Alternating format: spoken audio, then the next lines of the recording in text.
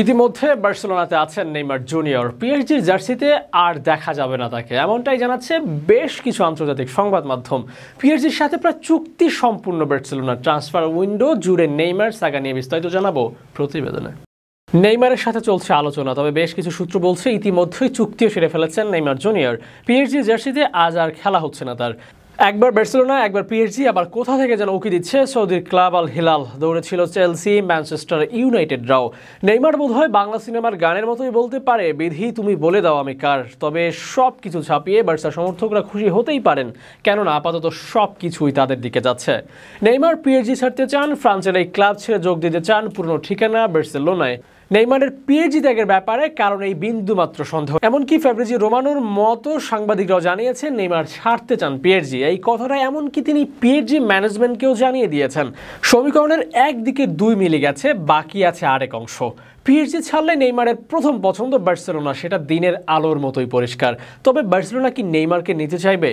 এটা বলা ভুল হবে না। ইউরোপে খেলা খেলোয়াড়দের মতো স্টারডমেও পারফরমেন্সে নেইমার সেরা পাঁচের একজন অন্তত।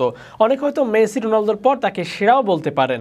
এরকম একজন খেলোয়াড় যাকে দলে নিলে আরও 3 থেকে 4 বছর কমপক্ষে সার্ভিস পাওয়া যাবে, কেনই বা তাকে দলে নিতে চাইবে না বার্সেলোনা? স্টারডমের বাইরেও মাঠের খেলায় নেইমির আসার সম্ভাবনা প্রবল। ওসমান ডেম্বেলে ক্লাব ছেড়েছেন, ফেরান তরেস ও আনসু ফাতি কেউই পুরো সিজনের জন্য ভরসা করার মতো নন। মরক্কোর আবদেস সামাদ, ইজ্জাল জুলি আছেন বটে, তবে 18 বছরের সদ্য একাডেমি গ্রাজুয়েটকে মূল দায়িত্ব দিয়েও দেওয়াটা বুদ্ধিমানের কাজ হবে না। আর সেখানে নেইমার জুনিয়র দলের সাথে দারুণভাবেই মানিয়ে নিতে পারবেন বা মানিয়ে নিয়েও যাবেন। বার্সা বোর্ডের পক্ষ থেকে নেইমারের ব্যাপারে আগ্রহী প্রেসিডেন্ট লাপোর্তো। দুই পক্ষের মধ্যে কথাবার্তাও চলছে, তবে এরপরই কিছু কিন্তু আছে। বার্সার ফিনান্সিয়াল অবস্থায় নেইমারকে আনতে পারবে তো? পিএসজি নেইমারকে ছাড়বে তো? আর শেষেরটা, যাবে নেইমারকে চান তো? প্রথম উত্তরে, বার্সেলোনার বর্তমান অবস্থা নেইমারকে চাইলে আনতে পারবে। কেসি ডেম্বেলে দল ত্যাগ করায় স্যালারি ক্যাপ খালি হয়েছে, বেতন কমাতে রাজি নেইমারও। আর সেখানে মাসিক 15 থেকে 20 মিলিয়নের ভেতর চাইলেই নেইমারকে আনা যায়। পিএসজি নেইমারকে ছাড়ার ব্যাপারে আগ্রহী নয়, তবে পরিস্থিতি ঘোলাটে হলে কন্ট্রাক্ট টার্মিনেট করতে পারে তারা।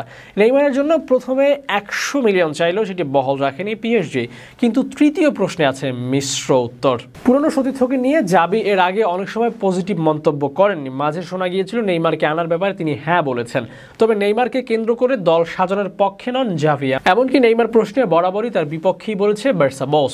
সবকিছুর শেষে বল কিছুটা বার্সেলোনার দিকে আগানো। নেইমার ড্রিবলিং করে গোলপোস্টের দিকে আগাচ্ছেন, তবে শেষ মুহূর্তে গোলটা হবে কিনা তা হয়তো আগামী কয়েকদিনে চূড়ান্ত হওয়া যাবে। ট্রান্সফার মার্কেটে অসম্ভব বলেও যে কিছু নেই।